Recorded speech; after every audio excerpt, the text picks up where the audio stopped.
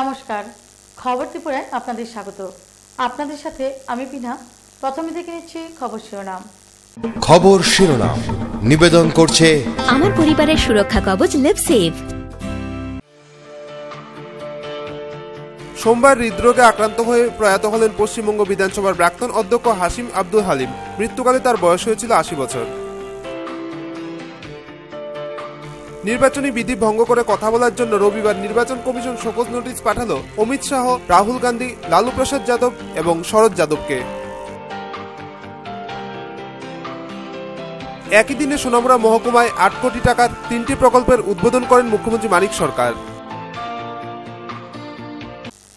এখন নিচ্ছি ছোট্ট একটি বিজ্ঞাপন বিরতি। বিরতির পর অন্যান্য খবর নিয়ে ফিরে আসছি, সঙ্গে থাকুন।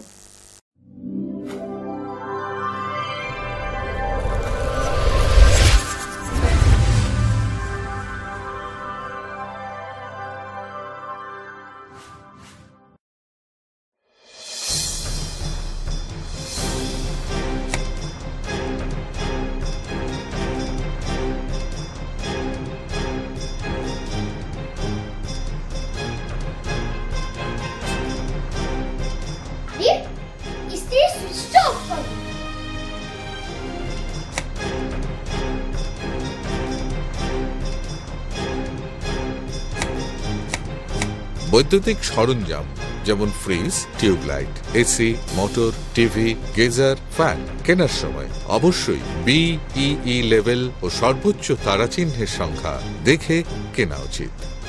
Fridge, washing machine, computer, geyser, heater ও ফ্যান ব্যবহারের ক্ষেত্রে বিদ্যুৎ সাশ্রয়ের সাধারণ বিষয়গুলো মেনে চললে বিদ্যুতের অপচয় রোধ করা যায়। সাধারণ 60 ওয়াট অথবা 100 ওয়াট বাল্ব ব্যবহারের পরিবর্তে CFL অথবা LED বাল্ব ব্যবহার করুন।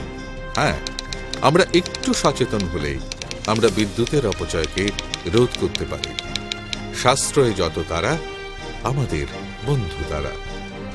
বিদ্যুৎ চুরি বন্ধ করুন, আধারমুক্ত ত্রিপুরা করুন। জনকল্যাণ ও জনস্বার্থে ব্যুরো অফ এনার্জি এফিসিয়েন্সি এর সহযোগিতায় ত্রিপুরা রাজ্য বিদ্যুৎ নিগম লিমিটেড থেকে প্রচারিত। ডাল, মাছ, সবজি, মশলার কেরামতি গুণমানে প্রতি ঘর সিস্টেম স্পাইসি। কষা কিংবা ঝোল করো আমিষ হোক নিরামিষ, সিস্টার গুণে সব রান্না স্বাদে হয় সঠিক। হোটেল, রেস্তোরাঁ কিংবা করো আয়োজনের খাবার, সুস্বাদু গন্ধে ভরে মন সবাকার।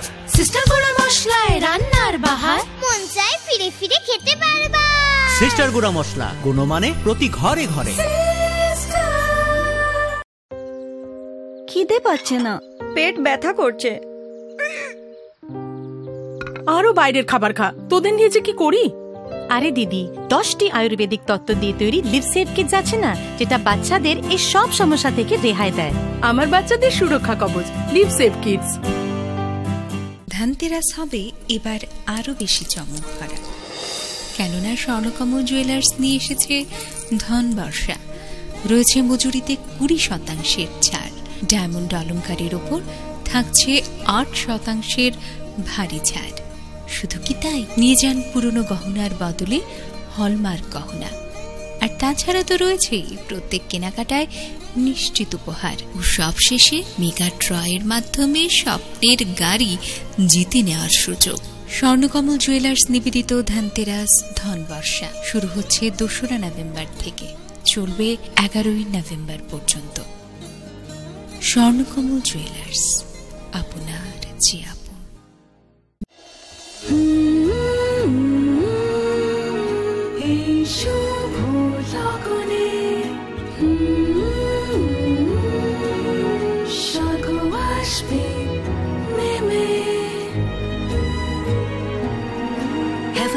Collections from PC Chandra Jewelers. PC Chandra Jewelers এর Agartala showroom, Hariganga Basak road, paradise Chowmuhani, Agartala, Tripura. Phone 038123266666।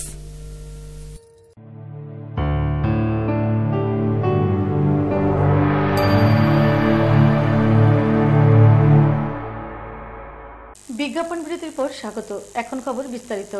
প্রয়াত হলেন পশ্চিমবঙ্গ বিধানসভার প্রাক্তন অধ্যক্ষ হাশিম আব্দুল হালিম। মৃত্যুকালে তার বয়স হয়েছিল ৮০ বছর। সোমবার সকালে হৃদরোগে আক্রান্ত হয়ে মৃত্যু হয় তার। প্রয়াত পশ্চিমবঙ্গ বিধানসভার প্রাক্তন অধ্যক্ষ হাসিম আব্দুল হালিম, বয়স হয়েছিল ৮০ বছর। পরিবার সূত্রে খবর, কয়েকদিন ধরে শ্বাসকষ্টে ভুগছিলেন। সোমবার সকালে বাড়িতেই হৃদরোগে আক্রান্ত হন। পরে হাসপাতালে নিয়ে গেলে 10:10 শেষ নিঃশ্বাস ত্যাগ করেন তিনি। টানা 29 বছর বিধানসভার অধ্যক্ষের দায়িত্ব সামলে দেশের মধ্যে রেকর্ড গড়েছিলেন মৃদুভাষী এবং স্পষ্ট বক্তায় এই রাজনীতিবিদ হাসিম আব্দুল হালিম। তার মৃত্যুতে টুইটারে শোক প্রকাশ করেছেন পশ্চিমবঙ্গের মুখ্যমন্ত্রী মমতা বন্দ্যোপাধ্যায়। তিনি লিখেছেন, বিধানসভার প্রাক্তন অধ্যক্ষের মৃত্যুতে তার পরিবারকে গভীর সমবেদনা জানায়। দীর্ঘদিন ধরে তিনি বিধানসভার অধ্যক্ষ পদে ছিলেন। পশ্চিমবঙ্গ বিধানসভার অধ্যক্ষ বিমান বন্দ্যোপাধ্যায় তাকে শেষ শ্রদ্ধা জানাবেন। তিনি এই মুহূর্তে কলকাতার বাইরে থাকায় পার্থ চট্টোপাধ্যায় হাসিম আব্দুল হালিমকে শেষ শ্রদ্ধা জানাবেন জানিয়েছেন বিমান বন্দ্যোপাধ্যায়। 1935 সালের 5 জুন জন্ম হয়েছিল তার। প্রথম জীবনে আইনজীবী হিসেবে কাজ শুরু করেছিলেন হাসিম আব্দুল হালিম। পরে যোগ দেন কমিউনিস্ট পার্টিতে। 1977 সালে উত্তর 24 পরগনা আমডাঙ্গা থেকে প্রথমবার সিপিএম বিধায়ক হিসেবে নির্বাচিত হন। তারপর টানা 29 বছর ধরে এই কেন্দ্র থেকে নির্বাচিত হয়েছেন। 1977 সাল থেকে 1982 সাল পর্যন্ত পশ্চিমবঙ্গের প্রথম বাম সরকারের আইনমন্ত্রী ছিলেন হালিম। পশ্চিমবঙ্গ বিধানসভার অধ্যক্ষ ছিলেন 1982 থেকে 2011 সাল পর্যন্ত। মাঝে 2006 সালে তিনি কেন্দ্র বদল করে এন্টালি থেকে দাঁড়ান। 2011 সালের বিধানসভা ভোটে পরাজিত হন। এছাড়াও Paschimbanga Commonwealth Parliamentary Association chairman ও World Federation of United Nation অ্যাসোসিয়েশনের প্রেসিডেন্ট পদের দায়িত্ব সামলেছেন হালিম। তার মৃত্যুর খবর পাওয়া মাত্রই শোকের ছায়া নেমে আসে গোটা রাজনৈতিক মহলে। একে একে শেষ শ্রদ্ধা জানাতে হাজির হচ্ছেন সমস্ত রাজনৈতিক দলের নেতারা।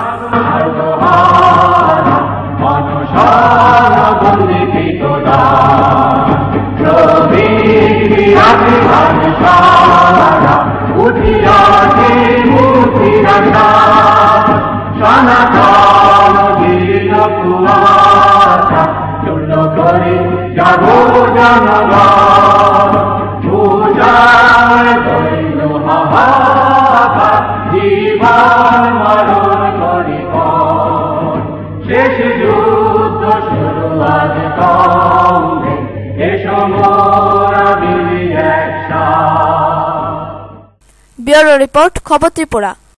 বিহার নির্বাচনে রবিবার নির্বাচন কমিশন শোকজ নোটিশ পাঠালো বিজেপি সভাপতি অমিত শাহ, কংগ্রেস সহসভাপতি রাহুল গান্ধী, আরজেডি চিফ লালু প্রসাদ যাদব এবং জেডিইউ মুখ্য শরদ যাদবকে। নির্বাচনী বিধি ভঙ্গ করে কথা বলার জন্য তাদের বিরুদ্ধে শোকজ নোটিশ জারি করা হয়। বিহার নির্বাচনে রবিবার নির্বাচন কমিশন শোকজ নোটিশ পাঠালো 3 মহারথী বিজেপি সভাপতি অমিত শাহ, কংগ্রেস সহসভাপতি রাহুল গান্ধী এবং আরজেডি চিফ লালু প্রসাদ যাদব এবং জেডিইউ মুখ্য শরদ যাদবকে। নির্বাচনী বিধিভঙ্গ করে কথা বলার জন্য তাদের বিরুদ্ধে শোকজ নোটিশ পাঠানো হয়েছে। মাত্র কদিন আগে বিজেপি সভাপতি অমিত শাহ বলেছিলেন, বিজেপি যদি বিহারের নির্বাচনে হারে তাহলে বাজি পড়বে পাকিস্তানে। এই বক্তব্যের জন্য তাকে শোকজ নোটিশ পাঠানো হয়েছে। অন্যদিকে 29 অক্টোবর মধুবনীর বেনিপট্টিতে কংগ্রেস সহসভাপতি রাহুল গান্ধী বলেছেন, ওদের প্ল্যান বি কি? এক ভারতীয়র সঙ্গে আরেক ভারতীয়কে লড়িয়ে দেওয়া। উত্তরপ্রদেশ, মহারাষ্ট্র, হরিয়ানা যেখানে নির্বাচন হয় সেখানে গিয়ে হাজির হয় বিজেপির সৈন্যদল আর গুন্ডামি করে, হিন্দু আর মুসলিমের মধ্যে বিবাদ পাকায়। রাহুল গান্ধীকে এই জন্যই শোকজ করা হয়েছে। নির্বাচন কমিশনের পক্ষ থেকে অমিত শাহ এবং রাহুল গান্ধী দুজনকে 4 নভেম্বর দুপুর 3টের মধ্যে শোকজের জবাব দিতে বলা হয়েছে। ব্যুরো রিপোর্ট, খবর ত্রিপুরা। সোনামুড়ায় একই দিনে 3টি প্রকল্পের উদ্বোধন করেন মুখ্যমন্ত্রী মানিক সরকার। প্রায় 8 কোটি টাকার 3টি প্রকল্প উদ্বোধন করে মুখ্যমন্ত্রী রাজ্যের মাথায় আরো 3টি নতুন ফলক জুড়ে দিলেন। প্রায় 8 কোটি টাকার 3টি প্রকল্পের উদ্বোধন করলেন রাজ্যের মুখ্যমন্ত্রী মানিক সরকার। নিজ নির্বাচনী মহকুমার সোনামুড়া মহকুমায় সারাদিন ধরে চলে 3টি উদ্বোধনী অনুষ্ঠান। সকাল 11টায় প্রথম প্রকল্পটি দশরথ বাড়ি মার্কেট স্টলের ফিতা কেটে উদ্বোধন করেন তিনি। উপজাতি অধ্যুষিত এলাকায় মার্কেট স্টলের উদ্বোধনী অনুষ্ঠানে সকাল থেকেই নারী পুরুষেরা ভিড় জমাতে থাকেন। এদিনের এই অনুষ্ঠানে বক্তব্য রাখতে গিয়ে মুখ্যমন্ত্রী দাদরি কাণ্ডে তীব্র নিন্দা জানান। পাশাপাশি তিনি আরো বলেন, আরএসএস পরিচালিত বিজেপি সরকার গোমাংসকে নিয়ে যে রাজনীতি করছেন তা ঠিক নয়। তিনি আরো বলেন, প্রধানত বলছে না এটা খাওয়া যাবে না, এটা অদ্ভুত কথা। আপনি গোমাংস খান না, আপনি মাছ খান, মুরগির মাংস খান। আপনাকে যদি কেউ বলে না আমরা বলছি এখন থেকে তোমরা মাছ খেতে পারবে না, মুরগির মাংস খেতে পারবে না, আপনাদের মধ্যে কিরকম প্রতিক্রিয়া হবে? এ তো পরম্পরাগত ভাবে এই খাদ্যের একটা অভ্যাস তৈরি হয়েছে যে তোমরা কে হে বাপু, RSS এর লোক, বিশ্ব হিন্দু পরিষদের লোক, এরা বলছে যে না এগুলি খাওয়া যাবে না। আপনার উত্তরপ্রদেশের দাদ্রি বলে একটা গ্রাম, সেখানে একটা মন্দিরে কিছু লোক জড়ো হয়েছে, মাইক বাজিয়ে একটা লোক বলে দিল অমুকের বাড়িতে ঘরের মধ্যে গোমাংস আছে। সেই মন্দিরের সামনে যারা জমেছিল তারা দল বেঁধে সেই বাড়িটা আক্রমণ করলো। মুসলমান বাড়ি, বাড়ির ছেলে মেয়ে সবাই মিলে বলছে হঠাৎ করে আপনারা আমাদের আক্রমণ করছেন কেন? বলে তোমরা গোমাংস রাখেছ। বলছে না, এটা ভুল কথা, আমাদের ঘরে গোমাংস নেই, মাংস আছে কিন্তু এটা পাঁঠার মাংস, আমাদের ঘরে গোমাংস নেই। শুনতেই রাজি না। বাড়ির মালিকটা 55 বছর বয়স, তাকে পিটিয়ে মেরে ফেললো মুসলমান। তার ছেলে, বড় ছেলে, তাকে পিটিয়ে আহত করলো, হাসপাতালে ভর্তি হলো, এখনো মৃত্যুর সঙ্গে লড়ছে। পরে তাদের বাড়ির ফ্রিজে মাংস যাচ্ছিল, এটা পরীক্ষা করে দেখা গেল এটা গোমাংস না, এটা পাঁঠার মাংস। বাড়ির মহিলারা কাঁদতে কাঁদতে বলছেন আমরা গোমাংস রেখেছি বলে মিথ্যা অজুহাত দিয়ে আমার বাবাকে মেরে ফেললে, তোমরা এখন আমার বাবাকে ফিরিয়ে দিতে পারবে? ফিরিয়ে দাও। আমার প্রশ্ন তা না, যদি গোমাংসও থাকতো তোমরা কে তাদেরকে আক্রমণ করা? তোমার বাড়িতে মুরগির মাংস থাকলে, তোমার বাড়িতে কাতল মাছ থাকলে, তোমার বাড়িতে শূকরের মাংস থাকলে অন্যরা কেউ আক্রমণ করলে তোমার প্রতিক্রিয়া হবে না? RSS এর নেতাদের কাছে গিয়ে তারা কি কাজ করছে, কি কাজ করবে, এগুলো তাদের হিসেব দিতে হচ্ছে। RSS একটা সাম্প্রদায়িক শক্তি, দেশের স্বাধীনতা সংগ্রামে তাদের কোনো ভূমিকা ছিল না। উক্ত প্রকল্পটির জন্য মোট 49,94,000 টাকা খরচ হয়েছে। এই মার্কেট কমপ্লেক্সে মোট 60টি স্টল রয়েছে ও সবজি ও মাছ মাংস বিক্রয়ের জন্য একটি ওপেন শেডও রয়েছে। তারপরে বেলা 1টায় মুখ্যমন্ত্রী আসেন গ্রান্তলির গরুর বান্ধে দ্বিতীয় প্রকল্পটির উদ্বোধনে।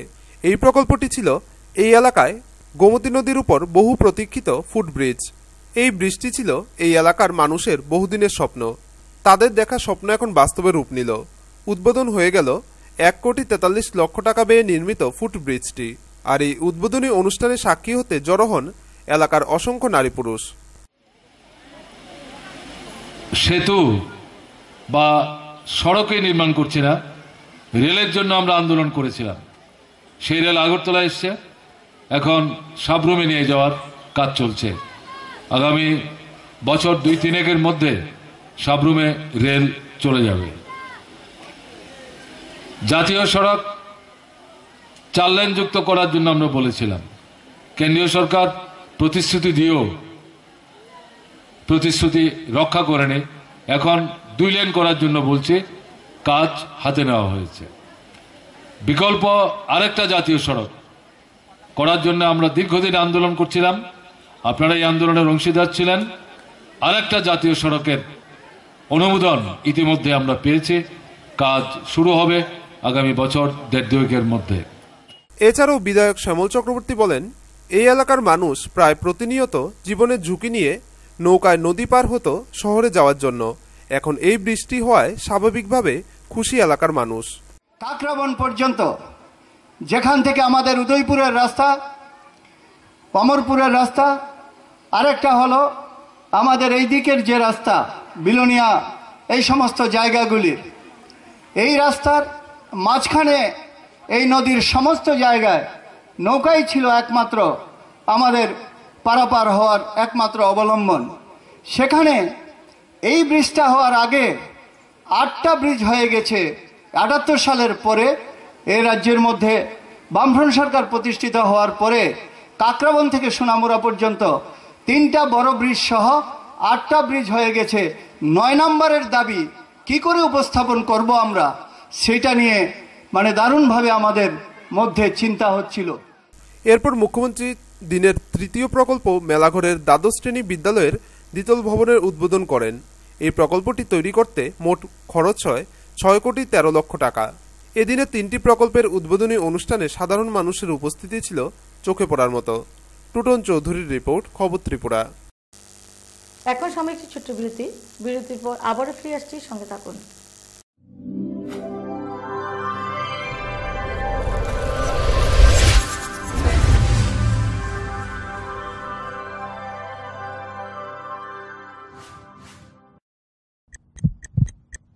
হার্ট ও সেরিব্রাল অ্যাটাকে দেরিতে চিকিৎসা প্রাণঘাতী।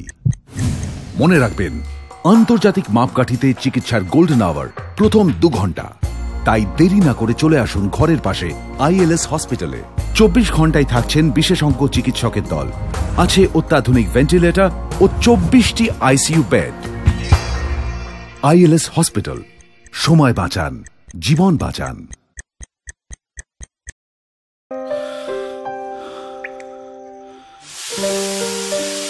ছেড়ে দিচ্ছ না কেন? ভয় করে প্রতিদিনের এই সমস্যা তোমার লিভারের ক্ষতি যেন না করে। লিভসেভ প্রতিদিন খাও, যাতে এই সব সমস্যা থেকে তুমি রেহাই পাও।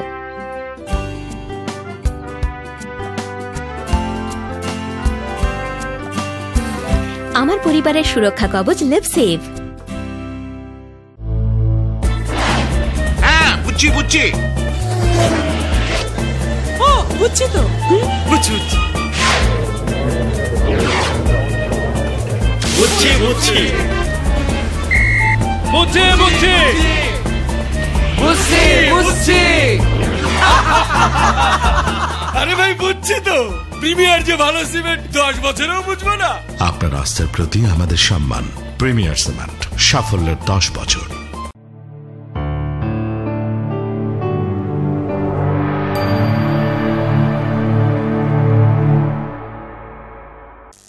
বিজ্ঞাপন বিরতির পর স্বাগত।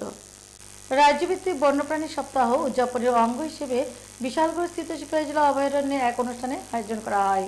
এই দিন উপস্থিত ছিলেন মন্ত্রী ভানুলাল সাহা, মন্ত্রী নরেশ জমাতিয়া সহ অন্যান্য বিশিষ্টজনেরা। রাজ্যভিত্তিক বন্যপ্রাণী সপ্তাহ উদযাপনের অঙ্গ হিসেবে বিশালগড় স্থিত সিপাহী জেলা অভয়ারণ্যে এক অনুষ্ঠানের আয়োজন করা হয়। মূল অনুষ্ঠানটি হয় অভয়ারণ্যের 1 নং গেটের পিকনিক স্পটে। অনুষ্ঠানের শুভারম্ভ করেন মন্ত্রী ভানুলাল সাহা। এই উদ্বোধনী পর্বে অন্যান্যদের মধ্যে উপস্থিত ছিলেন বনমন্ত্রী নরেশ জমাতিয়া, বিধায়ক কেশব দেববর্মা, বিধায়ক রবীন্দ্র নারায়ণ দেববর্মা, মুখ্য সচিব যশপাল সিং, চিফ কনজারভেটর সনাতন তালুকদার এবং বিশালগড় পঞ্চায়েত সমিতির চেয়ারপারসন দুলন সরকার হাজারি। অনুষ্ঠানে সভাপতির আসন অলঙ্কৃত করেন সিপাহীজলা জেলা সভাধিপতি ফখরুদ্দিন আহমেদ। অনুষ্ঠান শুরুর আগে মন্ত্রী ভানুলাল সাহার হাত ধরে জায়ান্ট স্ক্রিন পশু চিকিৎসালয়ের ল্যাবরেটরি এবং সিপাহীজলা চিড়িয়াখানার হাতি এবং মাউদ্দার প্রশিক্ষণ কেন্দ্রের ভিত্তিপ্রস্তর স্থাপিত হয়। বনমন্ত্রী নরেশ জমাতিয়া বলেন, সিপাহীজলা অভয়ারণ্য আমাদের গর্ব। গোটা ভারতবর্ষে এটি উজ্জ্বল নক্ষত্র। যে কোনোভাবেই সিপাহীজলার পরিবেশকে ক্ষুণ্ণ করা চলবে না। তিনি আরও বলেন, কিছু কিছু স্বার্থান্বেষী ব্যক্তিরা বন সম্পদ এবং বন্যপ্রাণী ধ্বংস করে চলেছে। তাদের বিরুদ্ধে কোনো রকম সুনির্দিষ্ট অভিযোগ পেলে কঠোর শাস্তিমূলক ব্যবস্থা গ্রহণ করা হবে। আমাদের সঠিকভাবে পিসিসিএম মহোদয় এবং চিফ সেক্রেটারি মহোদয় উল্লেখ করেছেন, মানুষের কারণেই এই ইকোলজিক্যাল ব্যালেন্স নষ্ট হচ্ছে এবং যার কারণে আমাদের অসুবিধা, আমাদের বিপদ আমরাই ডেকে নিয়ে আসছি, সর্বনাশ ডেকে নিয়ে আসছি। সেখান থেকে আজকে আমাদের সকলেরই সচেতন হওয়া দরকার। এদিনের অনুষ্ঠানে বিদ্যালয়ের ছাত্রছাত্রী সহ এলাকাবাসীদের উপস্থিতি ছিল লক্ষণীয়। ব্যুরো রিপোর্ট, খবর ত্রিপুরা। দেবদারুতে অনুষ্ঠিত হয় ৬ষ্ঠ উপজাতি গণমুক্তি পরিষদের 2 দিনের সম্মেলন। এই দিন উপস্থিত ছিলেন সাংসদ জিতেন্দ্র চৌধুরী সহ অন্যান্য নেতৃত্বরা। দেশের ঐক্যকে মোদী সরকার নষ্ট করার চেষ্টা করছে। সরকার 17 মাসে দ্রব্যমূল্য বৃদ্ধি রোধ করতে পারেনি।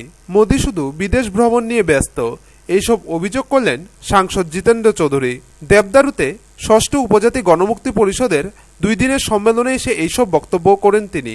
মানুষকে ঠকায় না, বেইমানি করে না, সম্প্রদায়ের নামে, ধর্মের নামে মানুষকে ভাগ করে না, গরিব মানুষের ঐক্যকে নষ্ট করে না। উপজাতিদের সংগঠন হইল গণমুক্তি পরিষদ, সমস্ত গরিব মানুষের কথা বলে, ট্রাইবেল, নন ট্রাইবেল, সমস্ত গরিব মানুষের উন্নয়নের জন্য লড়াই করে।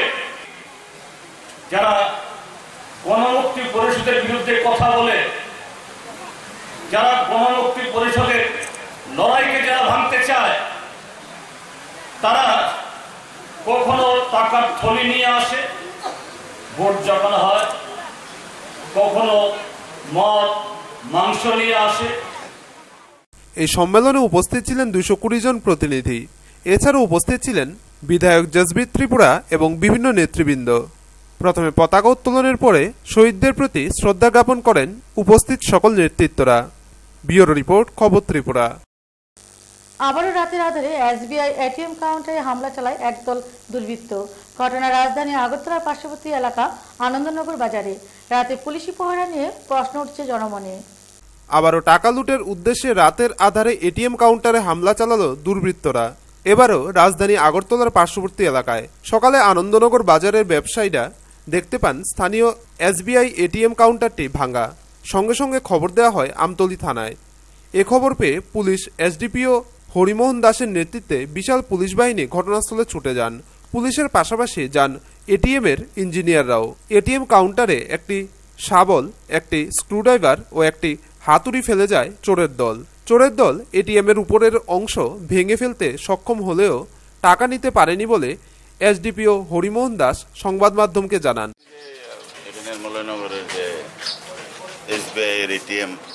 এটিএম কাউন্টারে গত রাতে এটিএম নিয়েছে, অ্যাকর্ডিংলি এসছি, তাদের ইঞ্জিনিয়াররা আছে, টাকা নিতে পারেনি, এটিএম নিয়েছে। চোরের দল প্রমাণ লোপাটের উদ্দেশ্যে কাউন্টারের সিসি ক্যামেরার তার কেটে ফেলে। এভাবে কিছুদিন পরপর আগরতলা ও তার পার্শ্ববর্তী এলাকায় এটিএম কাউন্টারে চোরের তাণ্ডবের ঘটনায় চিন্তায় ফেলে দিয়েছে ব্যাংক কর্তৃপক্ষকে। প্রশ্ন উঠছে রাতের আধারে রাজধানীতে পুলিশের প্রহরার বিষয় নিয়ে। ব্যুরো রিপোর্ট, খবর ত্রিপুরা। আগামী জানুয়ারি মাস থেকে শুরু হচ্ছে বিমল সিংহ স্মৃতি আন্তর্জাতিক নাট্য উৎসব। রবিবার কমলপুর বয়েজ স্কুলের হলঘরে আসন্ন নাট্য উৎসবকে সামনে রেখে গঠন করা হয় এক প্রস্তুতি কমিটি। আগামী জানুয়ারি মাস থেকে শুরু হচ্ছে বিমল সিংহ স্মৃতি আন্তর্জাতিক নাট্য উৎসব। রবিবার কমলপুর বয়েজ স্কুলের হলঘরে আন্তর্জাতিক নাট্য উৎসবকে সামনে রেখে এক প্রস্তুতি কমিটি গঠন করা হয়।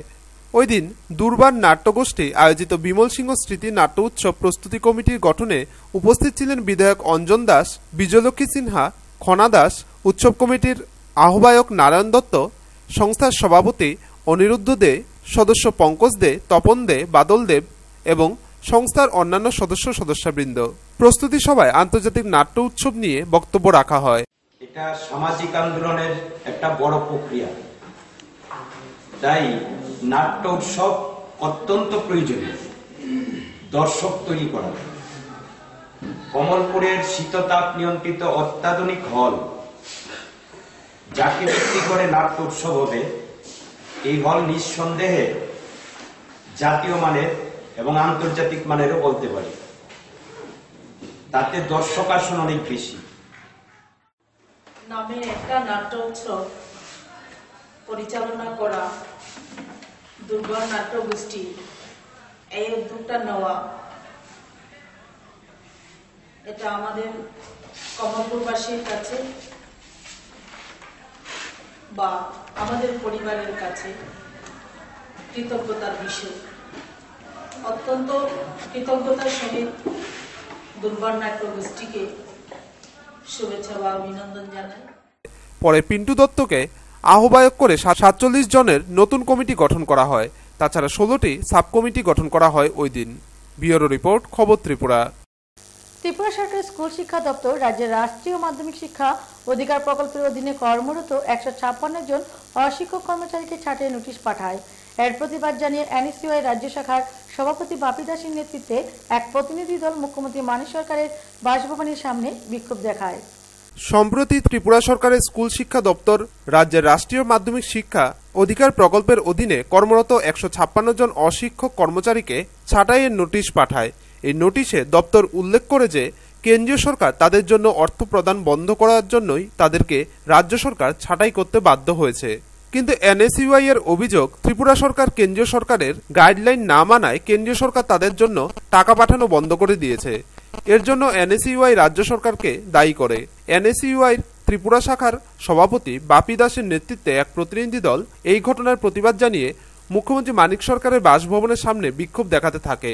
এই ঘটনা প্রত্যক্ষ করে পুলিশ কর্মী ছুটে আসে ও তাদেরকে জোরপূর্বক গাড়িতে তুলে নিয়ে যায়। এ প্রসঙ্গে উল্লেখ্য যে সম্প্রতি ত্রিপুরা সরকারের স্কুল শিক্ষা দপ্তর রাজ্যের রাষ্ট্রীয় মাধ্যমিক শিক্ষা অধিকার প্রকল্পের অধীনে কর্মরত 156 জন অশিক্ষক কর্মীকে ছাঁটাইয়ে রাজ্য জুড়ে তীব্র ক্ষোভ বিরাজ করছে এবং রাষ্ট্রীয় মাধ্যমিক শিক্ষা অধিকার প্রকল্পের অধীনে কর্মরত অন্যান্য কর্মীরাও চাকরিচ্যুতির আশঙ্কায় চিন্তিত। ব্যুরো রিপোর্ট, খবর ত্রিপুরা। আবারও ঘটল যান দুর্ঘটনা। এলপিজি গ্যাস বোঝাইকারী একটি লরির ভয়াবহ দুর্ঘটনা ঘটে। এই দুর্ঘটনাটি ঘটে ধর্মনগর এলাকার খেরিংজুড়ি এলাকাতে সোমবার সকালে। এলপিজি গ্যাস বোঝাই একটি লরির ভয়াবহ দুর্ঘটনা। ঘটনাটি সোমবার সকাল 10টা নাগাদ ধর্মনগর এলাকার খেরেংজুড়ি এলাকাতে। বিবরণে প্রকাশ AS01 AA 9717 নম্বরের একটি 6 চাকা লরি অসমের কাছাড় জেলার বরখলা থেকে সরলা এজেন্সির 320টি গ্যাস ভর্তি সিলিন্ডার নিয়ে আগরতলার উদ্দেশ্যে রওনা দেয়। অসম পেরিয়ে ধর্মনগর এলাকার খেরেংজুড়ি এলাকাতে প্রবেশ করার পর 44 নং আসাম আগরতলা জাতীয় সড়কের উপর দুটি গরুকে বাঁচাতে গিয়ে গ্যাস বোঝাই লরিটির চালক নিয়ন্ত্রণ হারিয়ে রাস্তার পাশের একটি বাড়ির উঠোনে গিয়ে উল্টে পড়ে।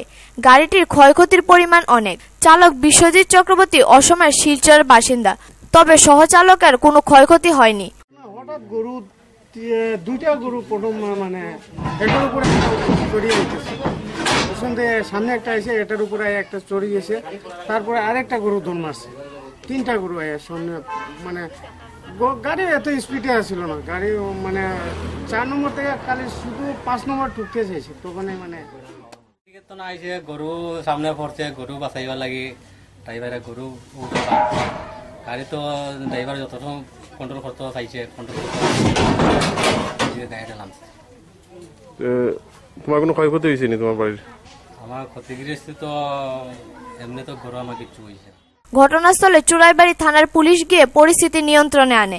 এদিকে গ্যাস ভর্তি এলপিজি সিলিন্ডারগুলিকে কড়া সতর্কতার মাধ্যমে ওই গাড়ি থেকে নামিয়ে অন্যত্র সরানো হয়। আসলে গ্যাস সিলিন্ডার এটা চুরাইবাড়ি সেলট্যাক্স কাজ শেষ কইরা তাই না আগরতলা উদ্দেশ্যে যাইতেছে। সরলা এজেন্সির গ্যাস সিলিন্ডার পুরা সব ভর্তি, তাই না শিলচর থেকে লুট করা হয়েছে এটা। এরপরে এটা 2টা গরুর বাঁচাইতে গিয়া এই দুর্ঘটনাটা হয়েছে। এমনি কোনো কেউ কি আহত? না, এই অ্যাক্সিডেন্টের দুর্ঘটনায় কোনো কেউ ইনজুর হয়েছে না, কোনো কেউ ইনজুর হয়েছে না। এরপরে বিশেষ ধরনের গাড়ি শুধু ক্ষতি হয়েছে, এরপরে কোনো বাড়িঘরের ক্ষতি হয়েছে না। ব্যুরো রিপোর্ট, খবর ত্রিপুরা। বিগত 5 বছরের কাজকর্মের হিসাব নিকাশ এবং আগামী দিনের নতুন প্রকল্পের চিত্র তুলে ধরতে কৈলাসহর পৌরসভা নবনির্মিত ভবনের কনফারেন্স হলে এক সাংবাদিক সম্মেলনের আয়োজন করা হয়। কৈলাসহর পৌরসভার নবনির্মিত ভবনের কনফারেন্স হলে সোমবার এক সাংবাদিক সম্মেলন অনুষ্ঠিত হয়। এই সাংবাদিক সম্মেলন উপস্থিত ছিলেন চেয়ারম্যান মিনতি ভট্টাচার্য, ভাইস চেয়ারম্যান কান্তিলাল দেব, এক্সিকিউটিভ অফিসার অনিমেষ ধর এবং 15টি ওয়ার্ডের মেম্বাররা। সম্ভবত নভেম্বর মাসের 5 তারিখে আসন্ন নগর পঞ্চায়েত ও পৌরসভার দিনক্ষণ ঘোষণা হবে। ডিসেম্বরের মাঝামাঝি বা শেষ দিকে হবে নির্বাচন। তাই শাসক দল পরিচালিত কৈলাসহর পৌরসভা বিগত 5 বছরের উন্নয়নের তালিকা নিয়ে জনসমক্ষে প্রচারের জন্যই এদিনের এই সাংবাদিক সম্মেলন। বিগত 5 বছরে রাস্তাঘাট, বিদ্যুতায়ন, টুয়েব প্রকল্প সহ বিভিন্ন প্রকল্পে কি কি উন্নয়ন হয়েছে এবং ভবিষ্যতে কি কি উন্নয়ন হবে তার প্রচারে একটি পুস্তিকাও প্রকাশ করা হয়। টাকা খরচ হচ্ছে, এই যে টাকাগুলো, এই যে এক্সট্রা খরচ, এই যে জনগণের এই যে পরিষেবাটা, এই পরিষেবা দিতে গেলে টাকার প্রয়োজন। তার জন্য প্রয়োজন হচ্ছে প্রপার্টি ট্যাক্স। আমাদের যে দ্বিতীয় উপা সরকার ছিল সেন্ট্রাল গভর্নমেন্টে, তারা বলেছিল যে আমরা 90% টাকা দেব, আপনারা 10% দেবেন। এই 10%টাই হচ্ছে প্রপার্টি ট্যাক্স। কিন্তু বর্তমান যে এনডিএ সরকার, তারা বলছে যে 90% টাকা তারা দেবে না, তারা 50% দেবে। ব্যুরো রিপোর্ট, খবর ত্রিপুরা। বিক্রয় কর দপ্তরের হাতে আবারও ধরা পড়ল লক্ষাধিক টাকা বিক্রয় কর ফাঁকি দেওয়া পণ্য সামগ্রী। ঘটনাটি ঘটে তেলিয়ামুড়ায়। বিক্রয় কর ফাঁকি দিয়ে ত্রিপুরার মেইন গেট চুরাইবাড়ি ম্যানেজ করে আগরতলা আসার পথে তেলিয়ামুড়া বিক্রয় কর দপ্তরের হাতে ধরা পড়ল TR01DD 0038 নম্বরের একটি লরি। এ নিয়ে বেশ কয়েকবার চুরাইবাড়ি ম্যানেজ করে তেলিয়ামুড়ায় ধরা পড়ে বহু লক্ষাধিক টাকার বিক্রয় কর ফাঁকি দেওয়া পণ্য সামগ্রী। বিক্রয় কর দপ্তরের হাতে খবর ছিল কর ফাঁকি দিয়ে একটি লরি আগরতলার দিকে আসছিল। তেলিয়ামুড়ায় আসতেই গাড়িটিকে আটক করে দপ্তর। পরবর্তী সময় তল্লাশি চালিয়ে প্রায় লক্ষাধিক টাকার কর ফাঁকি দেওয়া পণ্য সামগ্রীর হদিশ পায় বিক্রয় কর দপ্তর। তখন চালকের সাথে কথা বললে তিনি জানান চুরাইবাড়িতে একবার চেক হয়েছিল, তবে চুরাইবাড়ি দিয়ে যে প্রতিনিয়ত পণ্য সামগ্রী সহ নেশা জাতীয় দ্রব্য সামগ্রী অবাধে প্রবেশ করছে তা আবারও প্রমাণ হয়ে গেল। শেষ খবর পাওয়া পর্যন্ত তল্লাশি চলছে, আর যে পণ্য সামগ্রী বেআইনিভাবে প্রবেশ করছে সেগুলি বিক্রয়কর দপ্তরে রাখা হচ্ছে। গাড়িতে কিছু মাল আমরা পাইছি, কিছু ইউটেন্সিল পাইছি আছে, আর কিছু প্যাকিং ম্যাটেরিয়ালস আছে গাড়ি। এগুলি আমরা মানে কাগজ বহির্ভূত মাল হিসেবে পাইছি। তো এগুলি কোন জায়গা থেকে এসেছিল? এগুলি দিল্লি থেকে আইতেছে। তো কোন যাবে এরকম? আগরতলা যাবে। তো আনুমানিক কত টাকার? আনুমানিক দেখেন এখন আমি তো কিছু বলতে পারছি না, আমার তো আপনি সামনে দেখছেন গাড়ি আনলোড হচ্ছে, কাজে এখন তো আমি কিছু বলতে পারছি। তো বিগত দিনেও কিন্তু আপনারা এরকম অনেকবার আপনারা এরকম পাকড়াও করেছেন। তো আগামী দিনে আপনাদের কর্মসূচি কিরকম? আগামী দিনে এইভাবে আমরা যারা মাল আনে আমরা রেগুলারলি এটা চেক করব। আমরা এই রাস্তার উপরে রেগুলারলি চেক করব। আমরা যেগুলি ট্যাক্স বহির্ভূত মাল আসবে সেগুলি আমরা ধরব। ব্যুরো রিপোর্ট, খবর ত্রিপুরা। খবর শেষ করার আগে আবার দেখে নিচ্ছি খবর শিরোনাম। খবর শিরোনাম নিবেদন করছে আমার পরিবারের সুরক্ষা কবচ লিভসেভ। সোমবার হৃদরোগে আক্রান্ত হয়ে প্রয়াত হলেন পশ্চিমবঙ্গ বিধানসভার প্রাক্তন অধ্যক্ষ হাসিম আব্দুল হালিম। মৃত্যুকালে তার বয়স হয়েছিল ৮০ বছর।